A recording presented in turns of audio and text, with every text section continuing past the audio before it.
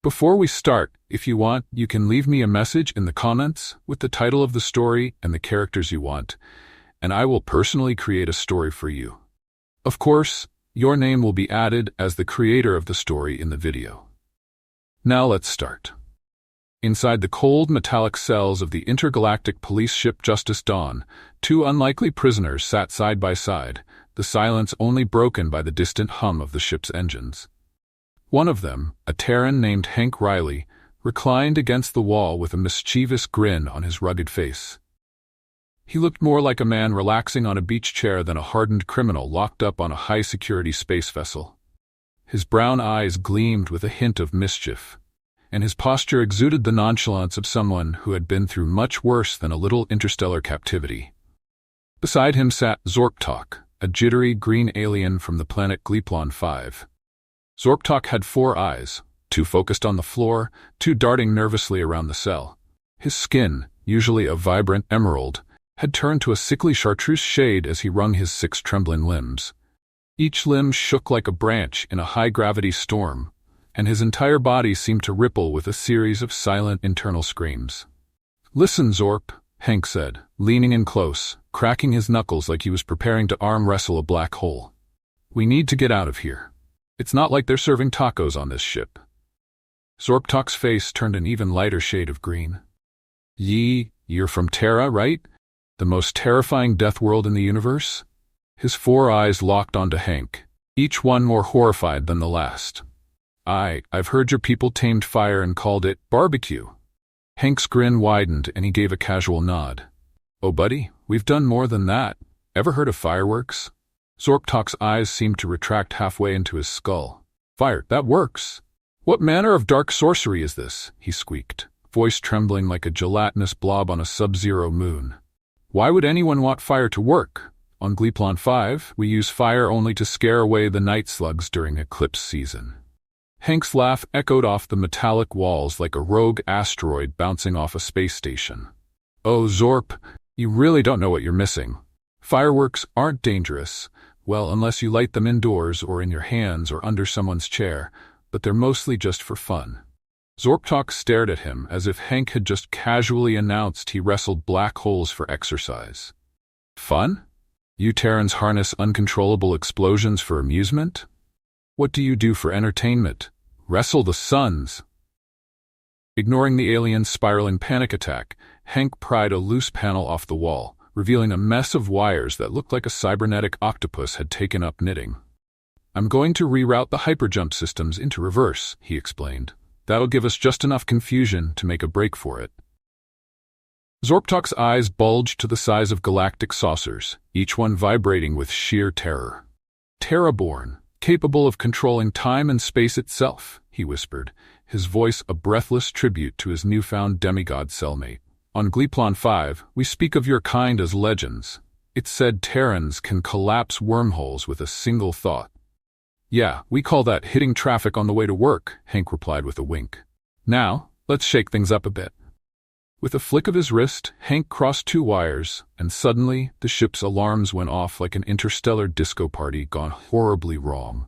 Red lights flashed, klaxons wailed, and the entire vessel shook as if a giant cosmic toddler had decided to give it a good rattle. All around them, panicked guards stumbled through the corridors, shouting over the comms in languages neither of them could comprehend. Hank grabbed one of Zorp'tok's many limbs.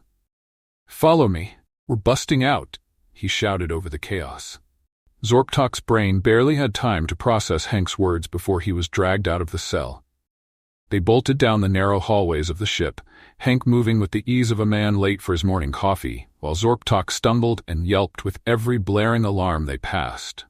As they dashed past a squad of stunned guards, Hank threw a grin back over his shoulder. "Ever been to a rodeo, Zorp?" "A rodeo?" Zorp'tok gasped, barely dodging a guard who was too busy tripping over his own boots to notice them. "Is that another deadly trial of your people?" "Something like that," Hank said with a wink. "Just think of it as training for when the barbecue gets out of control." Zorp'tok looked back at the chaos they left in their wake. Guards spinning in circles, lasers firing aimlessly, robots short-circuiting like they were performing a poorly choreographed dance routine. "This he panted. "This madness is nothing compared to the horrors of Terra, is it?" He swallowed hard, his eyes filled with a mixture of admiration and sheer terror.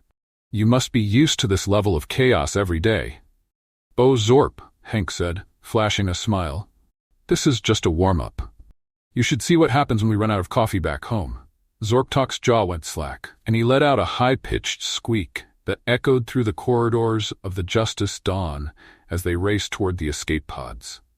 After narrowly avoiding a dozen security drones, skidding past force field barriers, and vaulting over what Hank nonchalantly called a minor inconvenience, which Zorp'tok later learned was a gravity spike that could have crushed them into a thin smear on the metal floor, they finally reached the escape pod bay. Zorp'tok's limbs flail wildly, slipping and skidding on the polished floor like a cosmic calamity. "Hank!"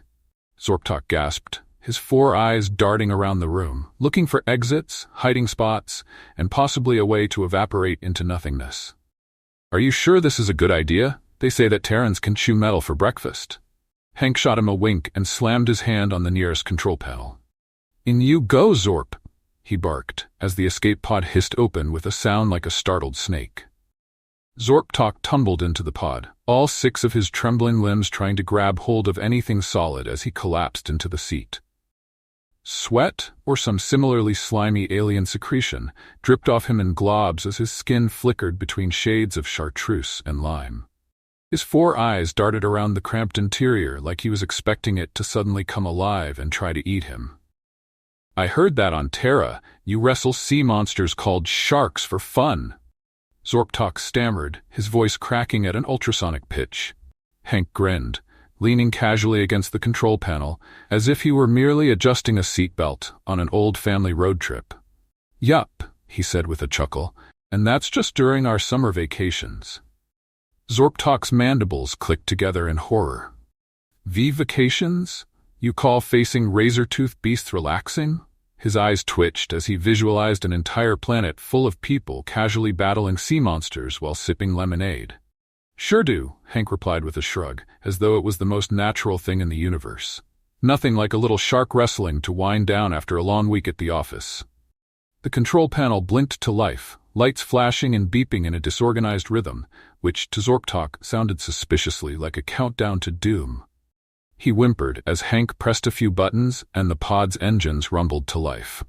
"Now strap in," Hank said, tightening his own safety harness as if it were a mere formality. "This baby's got one speed, fast and out of control." The pod shot out of the ship like a hypercharged space slug, rocketing through the void with such force that Zorp'tok was flattened against his seat, his skin stretching back like an overinflated balloon. His tentacles splayed out in every direction, and he could barely manage to keep his eyes open against the gravitational pull. Zorp'tok's eyes were sealed shut, all 4 of them squeezed as tight as they could go, while he mumbled frantic prayers to every deity he could think of. "Oh, great orb of nebula, protect us. Oh, magnificent goo of glorp, take me back to my spawn pool. Oh, wibbly-wobbly who's it of the multiverse, I didn't mean to disrespect your sacred algae." Meanwhile, Hank lounged back in his seat, hands behind his head, looking as calm as a cat sunbathing on a windowsill. "You know, Zorp," he said casually, "you might want to relax. Tensing up during re-entry just makes things worse, causes cramps." "Cramps?" Zorp'tok squeaked, trembling. "How are you not worried? What if we explode into a trillion particles and become a part of the cosmic dust?" Hank smirked, not even bothering to open his eyes. "Wouldn't be the first time." "Wouldn't be the first? What?" "Where are we heading?" Zorp'tok asked, finally daring to peek through one eye slit, hoping against all hope that they were headed to some paradise planet known for its soft soil and friendly inhabitants. "Somewhere safe," Hank replied with a nonchalant wave of his hand. "A planet where we can lay low." Zorp'tok's hopes rose ever so slightly, only to plummet back into the depths of despair as a horrible thought crossed his mind. He turned to Hank with a desperate look, his voice barely a whisper. "I swear, if you say Terra, I will explode into a million frightened spores." Hank raised an eyebrow and gave him a sideways grin, the kind of grin that made Zorp'tok's heart, if he had one, leap into his throat. "You'll see," was all he said. Zorp'tok's limbs flailed wildly in the confined space. See what? The end of my life flashing before my eyes? Because right now, I'm seeing every embarrassing moment I've ever had, including the time I slipped on my own slime during the Gleeplon Harvest Festival. The escape pod suddenly hit atmospheric entry, and the whole craft shook violently. Hank grabbed a lever, steering them through a dense layer of clouds with the ease of a pizza delivery guy finding a shortcut. Zorp'tok's screams reached a pitch that could shatter space crystal, and he clutched the armrests so tightly that he left suction marks on the plastic. "Look, Zorp, you need to relax," Hank said as they broke through the atmosphere. "It's not like we're landing on a volcano planet or anything." The pod made a rough touchdown, bouncing and skidding across the planet's surface like a skipping stone on a cosmic pond. Zorp'tok, half paralyzed with terror, blinked rapidly as he realized they were still in one piece. He dared to open all four eyes wide this time, looking around with a mix of wonder and residual horror. That wasn't so bad," Zorp'tok said, though his voice cracked on the last word. "See, easy peasy," Hank said, smirking. Zorp'tok's eyes suddenly narrowed with suspicion. "You know, I've heard that Terrans actually enjoy chaos. You create entire amusement parks dedicated to terrifying yourselves with artificial threats, and then you laugh about it." "Yeah," Hank said, nodding thoughtfully. "That's pretty accurate. We call it roller coasters." "Roller coasters?" Zorp'tok's voice dropped to a haunted whisper. "You willingly strap yourselves into death machines and hurl your bodies through the air for fun? Is there no limit to your species' madness?" "Nope," Hank said, his grin widening. "The bigger the drop, the better." Zorp'tok's face turned as pale as a Gleeplonian ghost crab. He wrapped himself tighter into a ball of fear and confusion, mumbling to himself, "I knew it. Terrans are lunatics. Lunatics who somehow survive their own insanity." Hank leaned back, his eyes twinkling with amusement as he looked at the quivering alien beside him. "Don't worry, Zorp. Once we get settled on this planet, I'll show you something really scary." Zorp'tok's four eyes went impossibly wide again. "What could possibly be scarier than this?" he asked, gesturing at the smoke and sparks still trailing from the battered pod. Hank's face grew serious, his grin fading just slightly. "Mondays," he said in a grave voice. Zorp'tok gasped so hard he almost inhaled a bug. "No, not Mondays. I've heard of those. They're the cursed day when Terrans must confront their greatest enemy, the work week." "Now you're getting it," Hank said with a wink, leaving Zorp'tok to contemplate the existential horror of Mondays. As the Terran calmly started working on the pod's communication systems, Zorp'tok could only think one thing. Why, oh cosmic deities, did I get stuck with a Terran? The escape pod crashed into the dense forest of Orbis 9 with all the grace of a meteor smashing into a carnival. The impact sent Zorp'tok flailing in every direction like a terrified space squid.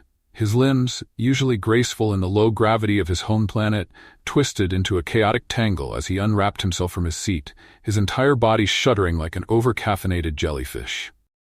"Why, oh great cosmic goo, why am I still alive?" Zorp'tok whimpered, trying to pull himself together, literally, as two of his limbs were wrapped around his own neck.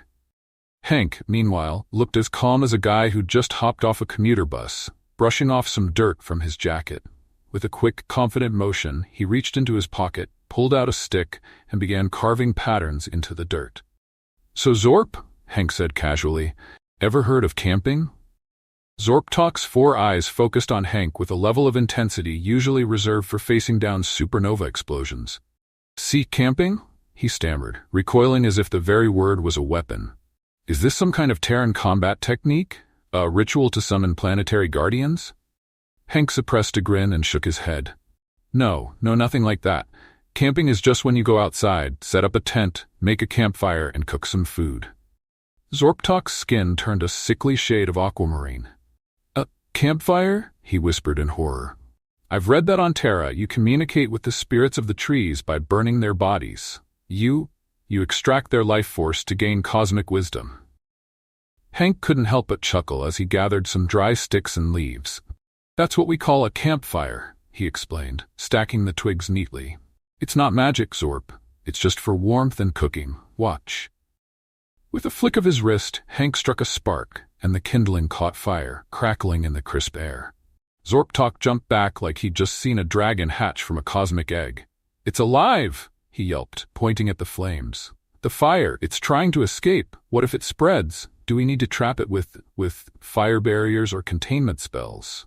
Hank laughed so hard he almost fell over. "Easy there, Zorp. It's not a sentient flame trying to devour the forest. It's just fire. And the main goal here is to roast marshmallows."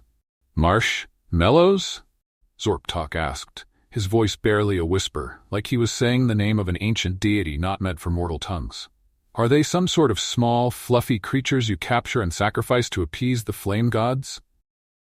Hank looked at Zorp'tok for a moment, speechless, then burst into laughter so loud that several alien birds flew out of nearby trees. "No, Zorp. Marshmallows are sugary treats. You put them on a stick, roast them over the fire until they're golden brown, and then eat them. It's one of the most harmless things you could do around a campfire." Zorp'tok's trembling hand reached out slowly, cautiously accepting the marshmallow Hank offered him. He held it like it was a dangerous weapon, sniffing it suspiciously. "So, you roast these mellows and consume them to gain energy before a battle?" Zorp'tok asked, eyeing the fluffy treat like it might explode. "More like we eat them before telling ghost stories," Hank replied with a wink, his grin growing even wider. "Ghosts?" Zorp'tok's limbs went rigid, his eyes snapping wide open as he nearly dropped the marshmallow in shock. "You Terrans summon spirits at night? For fun?" He threw his tentacles up in the air, waving them around in pure panic. "You invite the restless souls of the departed to haunt you? On purpose?" "Well, we don't actually summon them," Hank said, trying to keep a straight face. "It's more like we just tell spooky stories around the fire to scare each other. It's all part of the fun." Zorp'tok was on the verge of hyperventilating. His skin was now flashing through colors faster than a malfunctioning traffic light. "Fun? You call summoning malevolent entities from the spirit realm fun? Oh, what madness lives in the hearts of Terrans? How do you even survive your own planet?" Hank paused, a twinkle of mischief in his eye. "Well, we do have to deal with things like haunted houses and zombie movies, not to mention Halloween. That's a whole holiday dedicated to dressing up like monsters and scaring each other." "Halloween?" Zorp'tok repeated, his face twisting into an expression of utter dread. "You have a festival where you pretend to be supernatural beasts and terrify your own children?" "Yup," Hank said, nodding enthusiastically. "We even carve scary faces into vegetables called pumpkins and light them from the inside." "What? You turn the faces of innocent plant life into grotesque masks of horror?" Zorp'tok shouted, looking ready to pass out. "And then you illuminate them with the burning souls of the trees?" Hank's laughter echoed through the forest. "Okay, maybe it sounds a bit creepy when you put it like that, but really, it's all in good fun." Zorp'tok slumped to the ground, shaking his head slowly. "I cannot believe I escaped the terror of Justice Dawn, only to be faced with the true nightmare of Terran insanity. I heard legends that Terrans train their children to be warriors by sending them to schools, where they must survive against impossible odds and outwit dangerous predators." "Well," Hank said, raising a playful eyebrow, "we do have something called math class." Zorp'tok's eyes filled with unholy dread. "Math class?" he squealed. "I've heard tales of this terrible trial. Is it true that no one ever truly survives it? They say it drives the young to madness as they face endless problems that cannot be solved."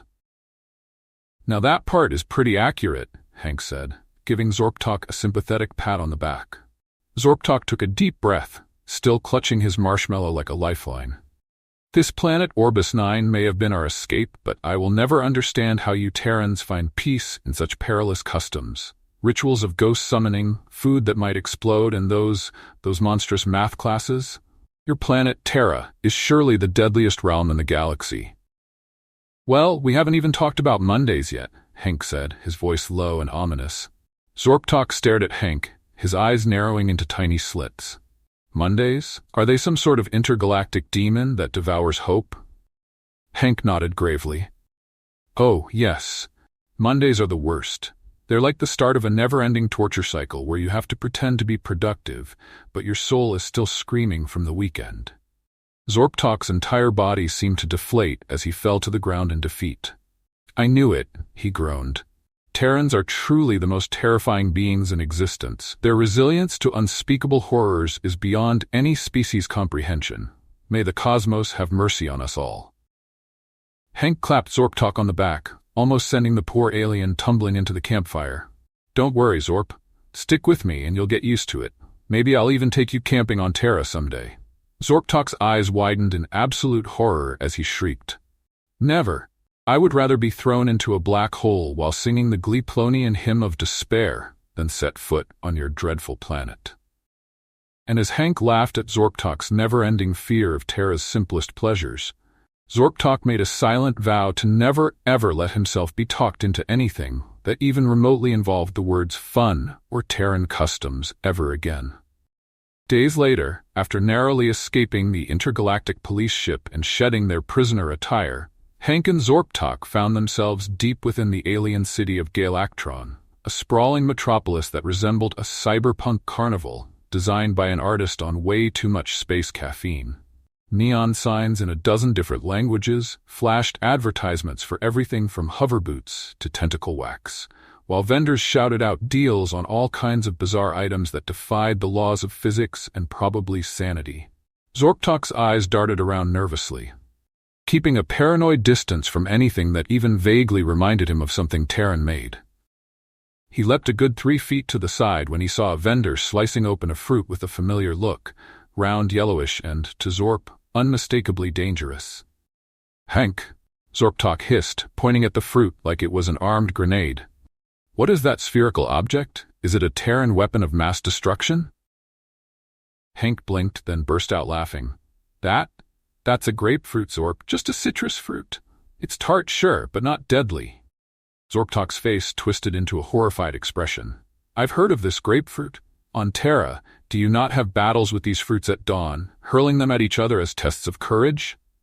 Only on the weekends, Hank said with a grin. We call it breakfast.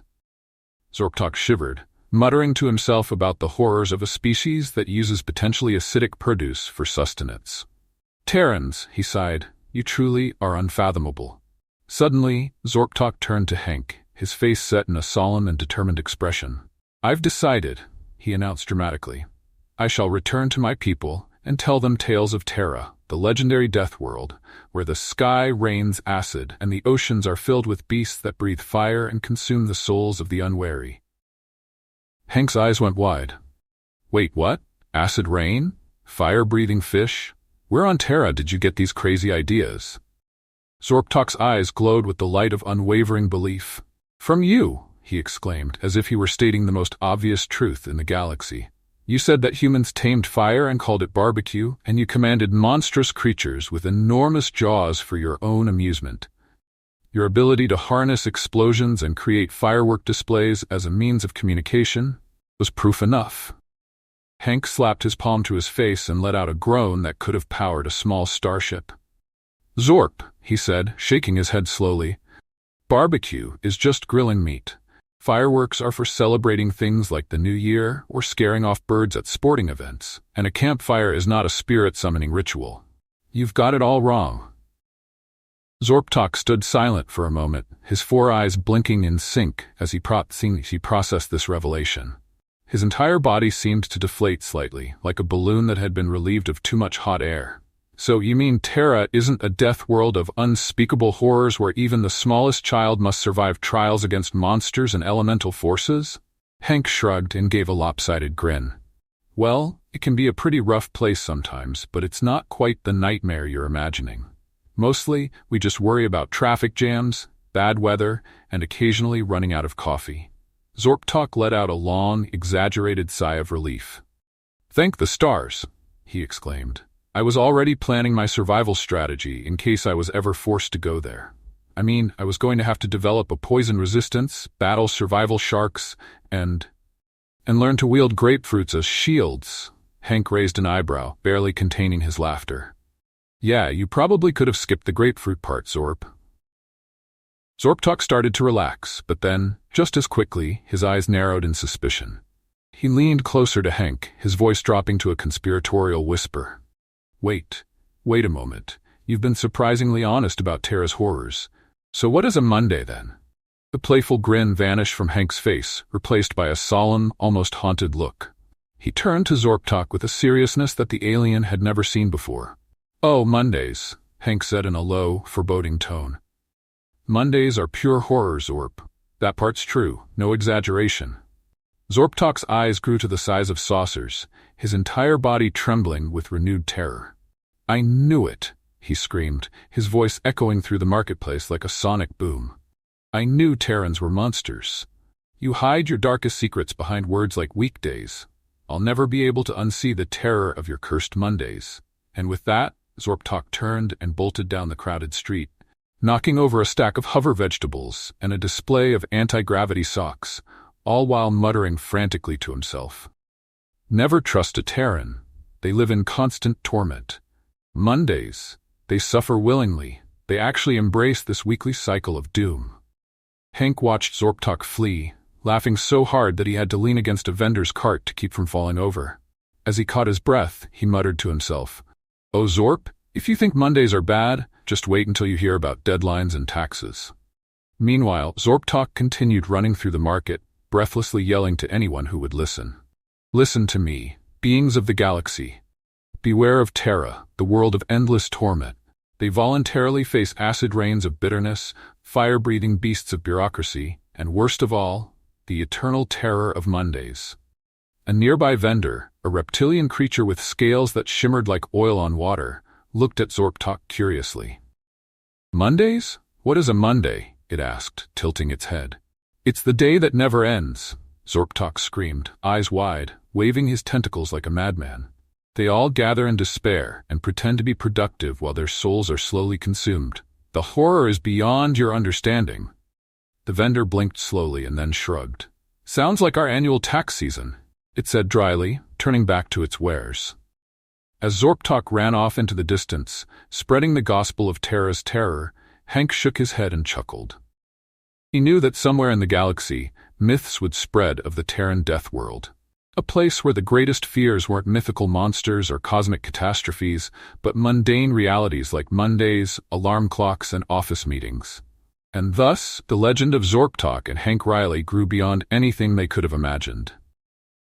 To the aliens of the universe, Zorp'tok became known as the savior who survived the Deathworld's rituals, and Hank as the Terran trickster, who convinced an entire galaxy that the true terror of Terra was not fire or beasts, but the grim specter of an ordinary work week. Years later, intergalactic historians would debate the meaning of the Terran custom called Monday, speculating whether it was a ritual, a curse, or some kind of elaborate psychological weapon that Terrans wielded upon themselves. No one ever really knew the truth, except for Hank, who would always smile knowingly when asked about it. With a wink and a laugh, he'd simply say, "Oh, it's just another day in paradise." And so, the legend lived on.